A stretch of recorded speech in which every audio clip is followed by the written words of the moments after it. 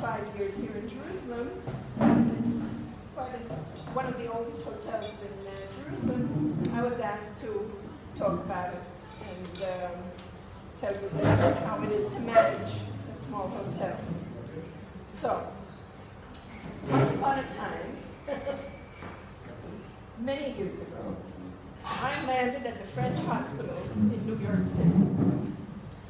I arrived from a very different planet, another fairy tale. My mother was American, my father was Greek from Salonika. I was brought up in Europe, so you can imagine what a mixture of cultures and habits and traditions and so on.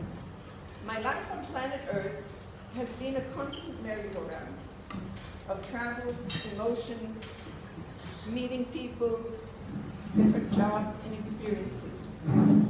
The first 4 months of my life in New York were, I believe, quite uneventful, except of course for meeting my immediate family. After these 4 months, off I was taken to Europe, where I met the first of many nannies.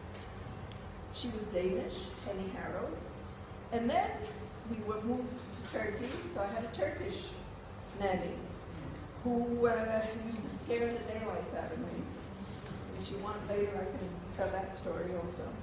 Then a couple of Swiss ones. The last one, her name was Joanne, and I went to live with her in Geneva from the age of 5 and a half to the age of 8. And she probably had enough of me, and she sent me back to my parents. And I was with them for about a year, and then they put me in a Swiss boarding school near Vevey. And I stayed there in that school till the age of about 15, and then I went to another boarding school in England, in Surrey. All this was because my parents traveled a great deal. And I needed to be in one place, to be at school and do my studies, and not travel around with them. My father was the general agent for a Danish shipping company for the whole of the Middle East, and my mother worked with him. And in those days, they didn't have computers that you could sit in your salon and, manage a whole company. So my mother traveled with him, and that's why I was in boarding schools. And they didn't have much time for me, but they gave me quite a good education.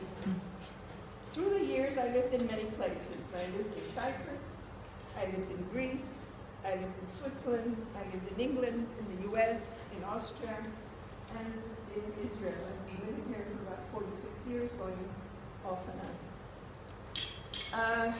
I've been coming to Israel since the age of 4 months with my parents on the holiday when they used to work here.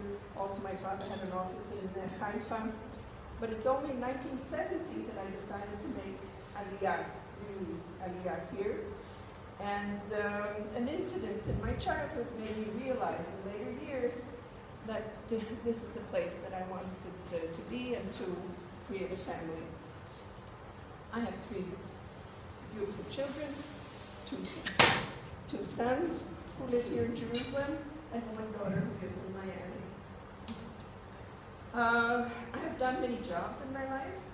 I was secretary in my father's business, which was, I think, the hardest of the jobs, to be my father's secretary.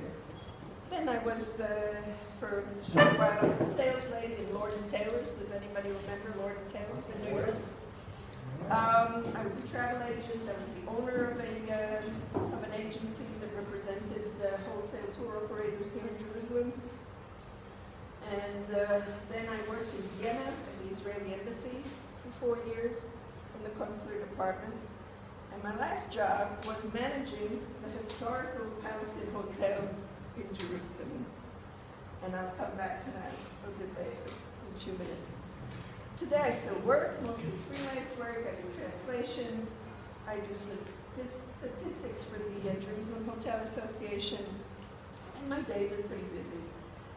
I want to just put a little note here that my days are busy.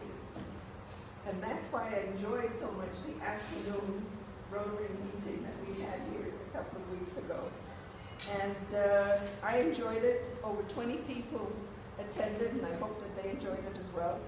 And it would be nice, a new Rotary tradition, high tea at the Y. Sounds nice, no? Afternoon high tea at the Y. I have some interests, of course. I love to cook, especially Greek food. I'm putting together a cookbook of my recipes for my children, so that they can have it afterwards, because who knows, when they'll have the questions and they'll want to know how to do something, I won't be around to answer them. I enjoy taking pictures. This I inherited from my son. And I like to make digital albums, which later are printed into very nice books. I like to organize digital and printed records of people's life history. So if anybody wants to do a life history of himself in pictures, I can help. Now, to the Palatine Hotel. The Palatine is one of the oldest hotels in Jerusalem, built in 1936 by the present owner's grandfather, whose dream was to have a hotel that would make its guests feel comfortable and at home. The hotel's motto is, "Your home away from home."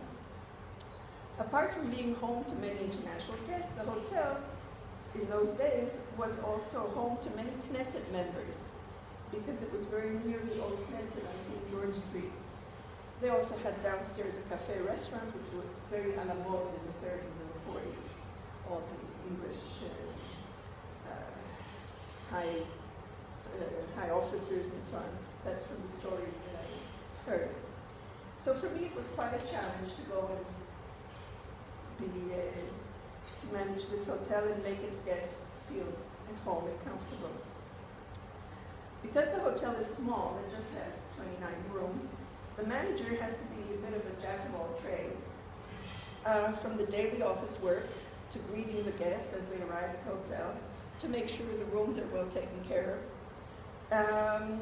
I also personally prepared my very own delicacies for their breakfast. I made it a point to meeting the guests during breakfast time to talk to them about their plans of the day, suggesting things to see in the city, around the city, etc. An example of the personal care we gave our customers is the story of an American couple who arrived at the hotel one day. They lived in Dubai, where the husband was working there. His wife asked me if there was an Eastern European Jewish restaurant in Jerusalem. So I told her there was one, but I didn't recommend it. At the time, there was only one on opposite the Amish, yeah. And it was really the greasy joint. The menus, you hold the menus like this because they were all greasy. So I didn't recommend it. I told her, So she looked so disappointed, and she was looking forward to having a real chicken soup with lokshin, she said. She was pregnant, and I didn't want her to stay with this, craving. So I offered to make chicken soup for her. The look of sheer delight on her face as she was eating the soup that evening was worth everything. And that's actually living up to the hotel's motto, home away from home. The hotel has a special longevity secret. One of the Palatine's employees, Naim, who has been working there since the 50s, is still there. He comes every morning for a few hours. He does the account of petty cash of the day before, and then he goes home. When he reached the age of 100, the salary software couldn't manage it because they didn't have the digits. Anyway, this past June he celebrated his 101st birthday. So whoever works there, maybe